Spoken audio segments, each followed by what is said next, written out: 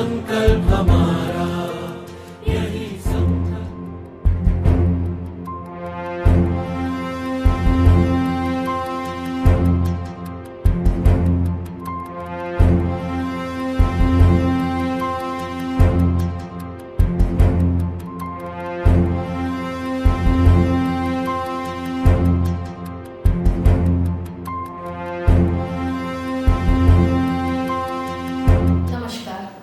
मैं नेहा मिश्रा, व्यवहार न्यायाधीश वर्ग 2, जिला विधिक सेवा प्राधिकरण राजनांदगांव की ओर से आप सभी का छत्तीसगढ़ राज्य विधिक सेवा प्राधिकरण द्वारा संचालित जन चेतना कार्यक्रम में हार्दिक स्वागत करती हूँ, अभिनंदन करती हूँ। हो खुशियाँ लानी अगर मनानी हो दशहरा और दिवाली, सर्वप्रथम चित्त मन तन को पृथक करें भीतर चार दीवारी। फिर भी जाना पड़े यदि बाहर तो मास्क लगा लें और सैनिटाइजर से रखें जेबें भरी और बना लें हर जन से 2 गज की दूरी। सावधानी है उपाय सबसे सस्ता और ज़रूरी, इसलिए जब तक दवाई नहीं तब तक ढिलाई है गैर ज़रूरी। विश्व में कोरोना महामारी से बचाव हेतु वैक्सीन बनाए जाने के अथक प्रयास हो रहे हैं। हमारे देश में भी वैक्सीन बनाए जाने के प्रयास सरकार के द्वारा दिन रात किए जा रहे हैं।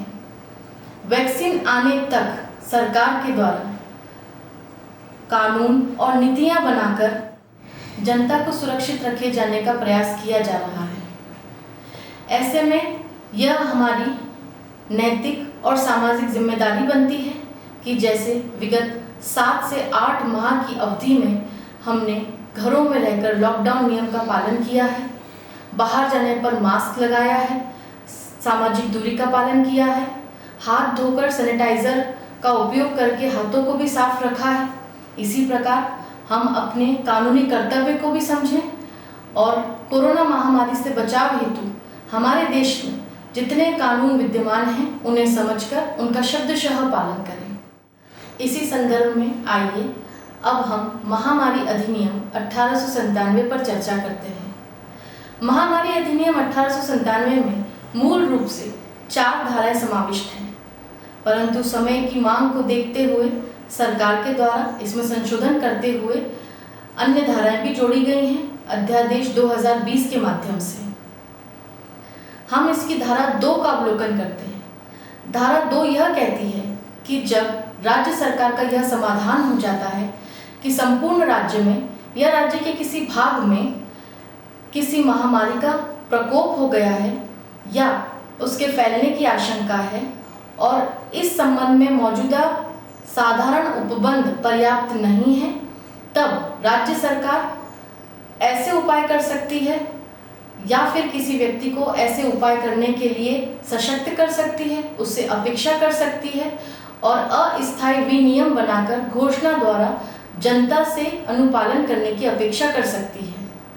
इसी कड़ी में राज्य सरकार यह भी अभी निर्धारित कर सकती है कि यदि इसमें कोई व्यय उपगत होंगे या कोई प्रतिकर होगा तो वह किस रीति से दिया जाएगा और किसके द्वारा दिया जाएगा। धारा 2 के अंतर्गत ही राज्य सरकार किसी भी यात्री को आशंका होने पर रोक सकती है और उसका परीक्षण कर सकती है, उसे पृथक कर सकती है जिससे कि महामारी न फैले। केंद्र सरकार की शक्तियां भी अध्यादेश 2020 के माध्यम से वृहत की गई हैं और महामारी को रोकथाम करने के लिए नीतियां बनाने की शक्तियां प्रदान की गई हैं।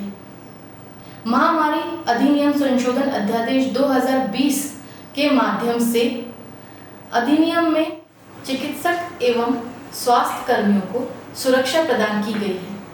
यदि किसी भी व्यक्ति के द्वारा डॉक्टर्स और स्वास्थ्य कर्मियों के साथ में हमला किया जाता है या उनको उपाधि कारित की जाती है या उनकी किसी संपत्ति को नष्ट किया जाता है तो ऐसे व्यक्ति को 3 माह से 5 वर्ष तक एवं 50,000 रुपये से 1 लाख रुपए तक के जुर्माने से दंडित किया जा सकेगा।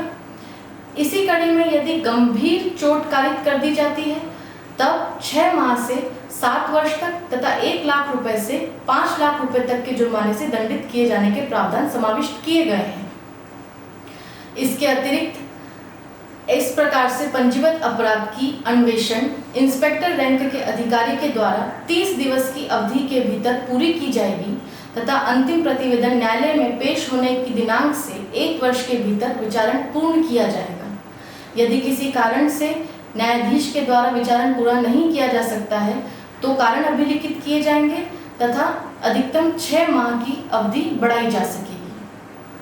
इन सब में एक महत्वपूर्ण प्रावधान भी अध्यादेश के माध्यम से जोड़ा गया है, वह यह है कि इस प्रकार से पंजीबद्ध अपराध में सर्वप्रथम जिसके विरुद्ध अपराध पंजीबद्ध हुआ है उसे गिल्टी माना जाएगा, अर्थात उसे दोषी ही माना जाएगा जब तक कि वो अन्यथा प्रमाणित न कर दे, जो कि पूर्ण रूप से हमारी लंबे समय से प्रचलित एवं स्थापित प्रक्रिया के अन्यथा व्यवस्था की गई है।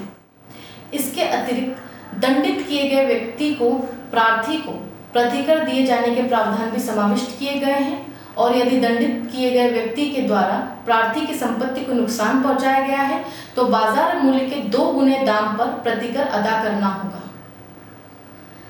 अब हम देखते हैं कि जिस व्यक्ति के द्वारा नीतियों का और कानूनों का अपालन किया जाएगा, महामारी अधिनियम के उपबंधों का अपालन किया जाएगा, उसे किस प्रकार से उसके परिणाम भुगतने होंगे। धारा 3 महामारी अधिनियम की यह व्यवस्था करती है कि जिस व्यक्ति के द्वारा उल्लंघन किया जाएगा वह व्यक्ति धारा 188 भारतीय दंड संहिता के अनुसार दंड का पात्र होगा।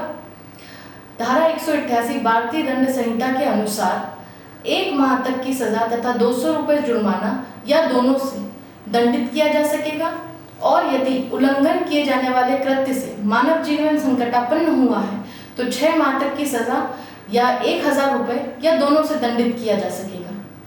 इस प्रकार हमने कानूनी पहलू को संक्षिप्त रूप से जानने का प्रयास किया है।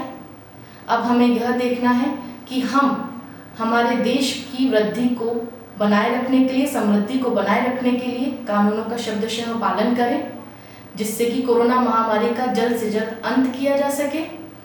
यदि आपको दी गई जानकारी पसंद आई है तो अधिक से अधिक इसे शेयर करें, लाइक करें, कमेंट करें। धन्यवाद।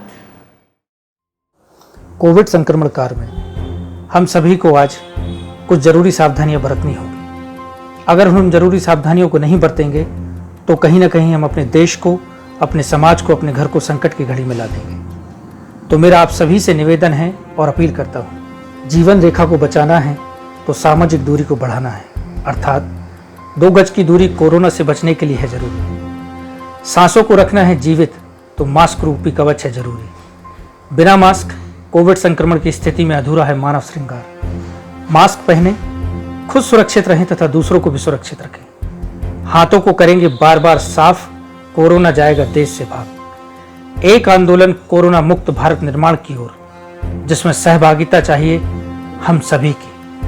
हम भारत के लोग मिलकर जब देंगे इस महा आंदोलन में साथ तो कोरोना पर होगा ऐसा अचूक प्रहार कि वह हमारे घर, गली, मोहल्ले, जिले, प्रदेश, देश तथा दुनिया से हो जाएगा साफ। अपील करता हूं, घर पर रहें, सुरक्षित रहें।